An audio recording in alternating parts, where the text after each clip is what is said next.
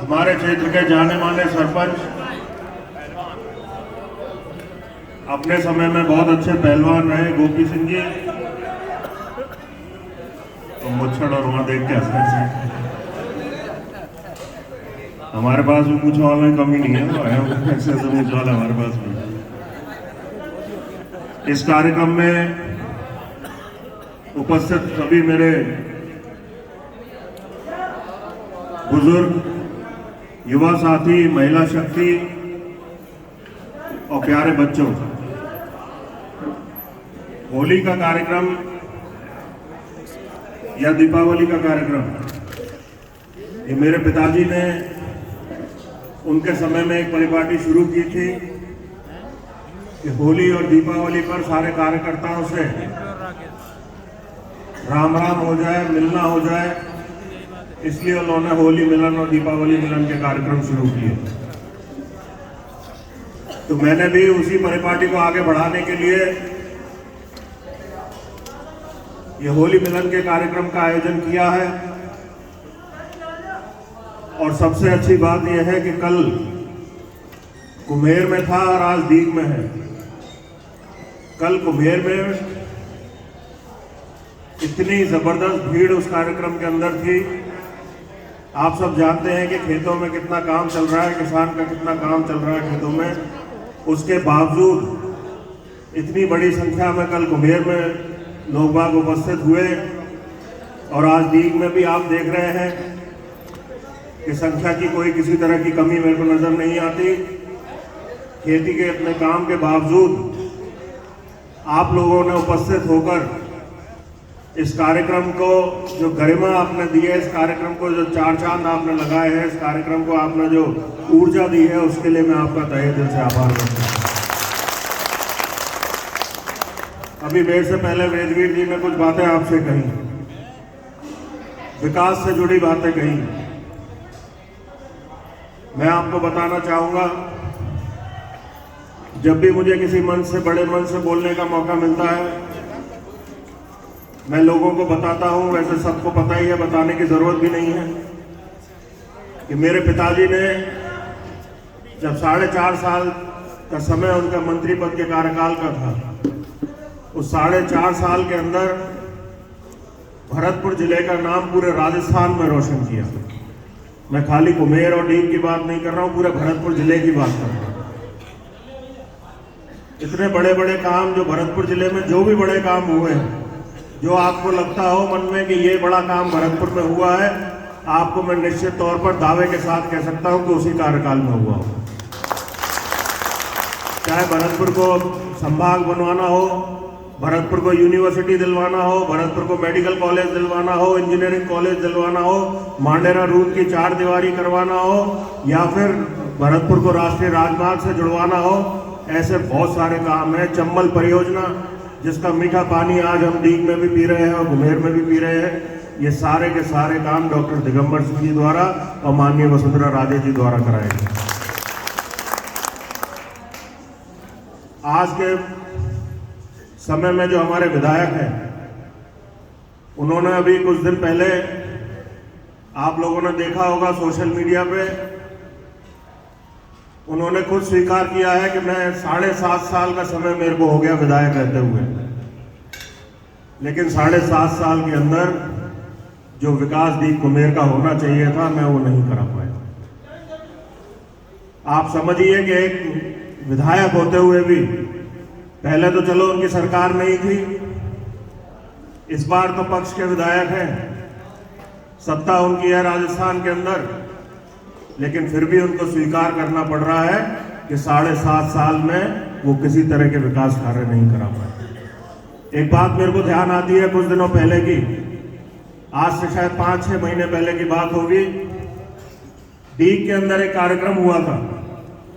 विधायक महोदय वहां उपस्थित हुए और उन्होंने लोगों से कहा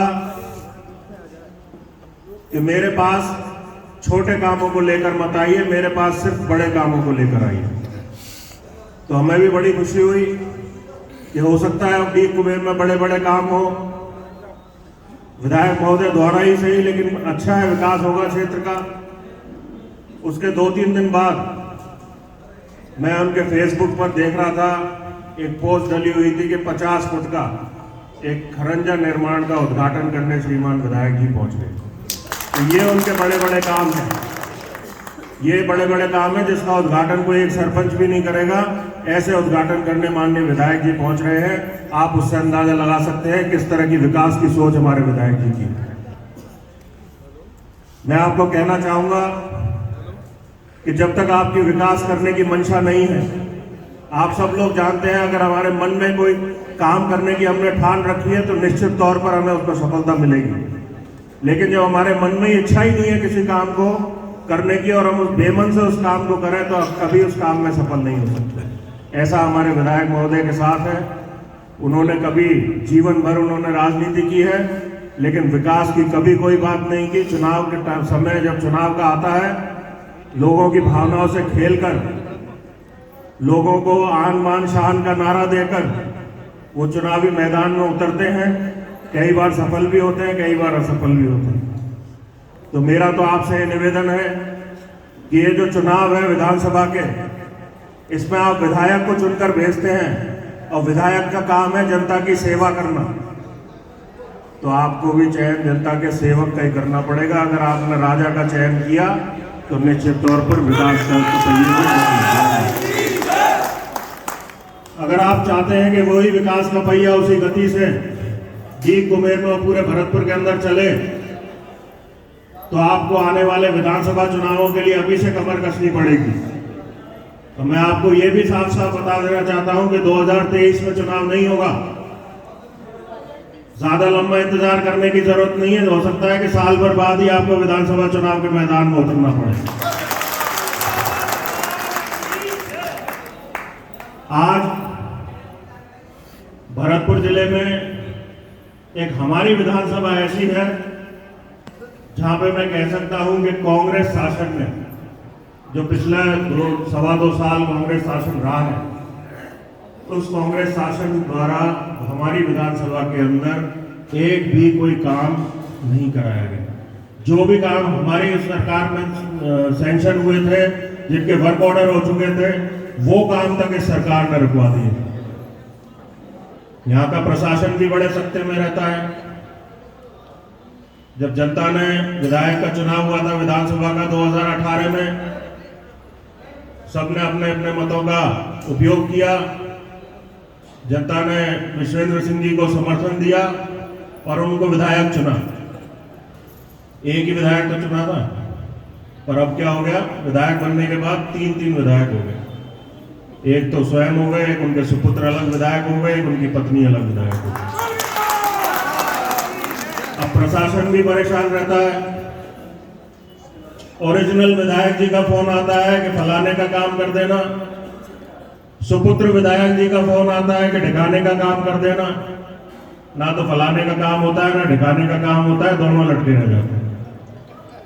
तो मैं आपको निवेदन करना चाहूंगा, कैबिनेट मंत्री का बेटा तो मैं भी रहा हूं। मैंने भी वो समय देखा है जब मेरे पिताजी कैबिनेट मंत्री थे।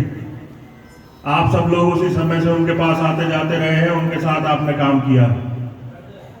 कभी आपने मेरे को नहीं देखा होगा कि मैंने राजनीति में या किसी कार्यकर्ता के काम में कभी हस्तक्षेप किया।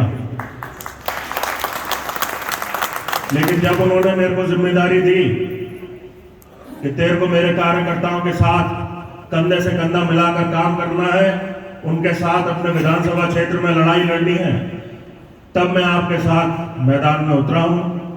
और निश्चित तौर पर आपको ये कहना चाहता हूं कि जो उन्होंने सपने देखे थे भरतपुर के लिए, आप लोगों के लिए, अपने क्षेत्र के